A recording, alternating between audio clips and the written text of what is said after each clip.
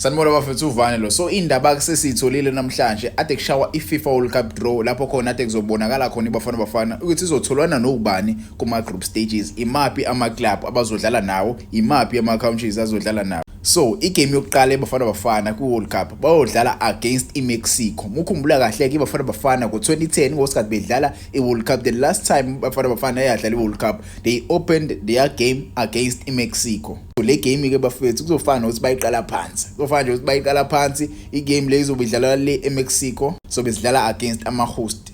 So njengoba manje ke iBafana isafana nje iBafana yaqala, but ke you can tell me what do you think about le game le. So going to a group, to be honest, looking at le group le Bafana bengaba worse, yabo bengaba worse kakhulu for iBafana, but looking at these teams, yabo mwase ubheke nje siyodlala against iMexico, in Korea Republic, mase kuba yini also winner between Denmark, in North Macedonia, mase kuba Czech Republic, mase kuba Ireland. Yabo between those teams I know Denmark ingamanye ama club ongenzeka awine, mase kuba khona iKorea Republic, mase kuba khona iMexico. Yabo lama club ngempela bafethu akusiwona ama club esingawathatha kancane. Yabo Mexico nje ya yona iMexico, I don't think Mexico ingasinikeza inkinga ngaleyo ndlela, but I don't want to judge them.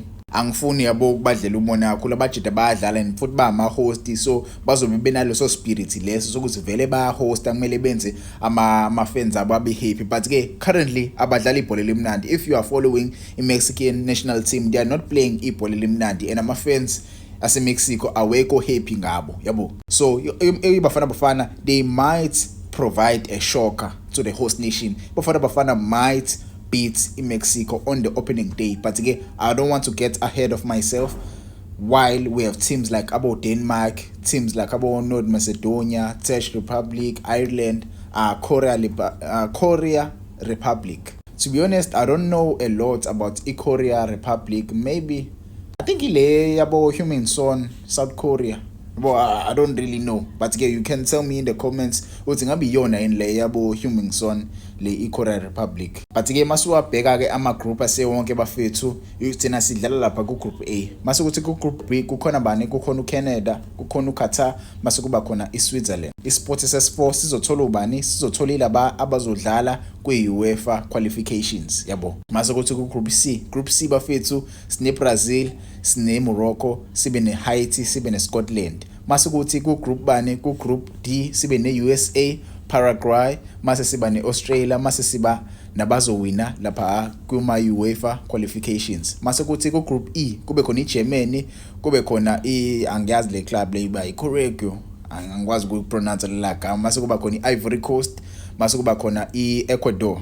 Mase kuthi ku group F sine Netherlands, iJapan, mase kuba abazoqualify, mase kuba iTunisia. Mase kuthi ku group G kune Belgium, Egypt, Iran, New Zealand. Hayi yemadoda. Mase kuthi ku group bane? Ku group H sibe ne Spain, sibe ne Cape Verde, sibe ne Saudi Arabia, mase siba ne Uruguay. Mase kuthi lapha ku group I, yabona group I bafethu, it's one of the deadliest groups I've ever seen.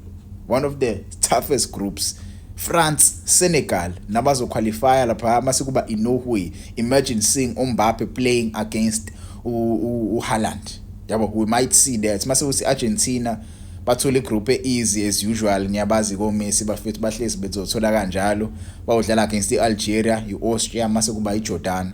Mase kuthi Portugal na ithole ngasho ukuthi igroup easy nale. Yabo, Portugal against abazowina lapha abazoqualify, mase kube uZebstikhan, angikwazi ukulipronounce le gama, angikwazi ukulipronounce le gama futhi ningixolele. Mase kuthi kwa group L kube England, kube Croatia, kube iGhana, mase kube Panama. Yabo iwona ke laba bafethu ama groups esobe sinawo ku World Cup. 1 2 3 4 5 6 7 8 9 10 11 12. So bese nama groups ayi12 for iWorld Cup.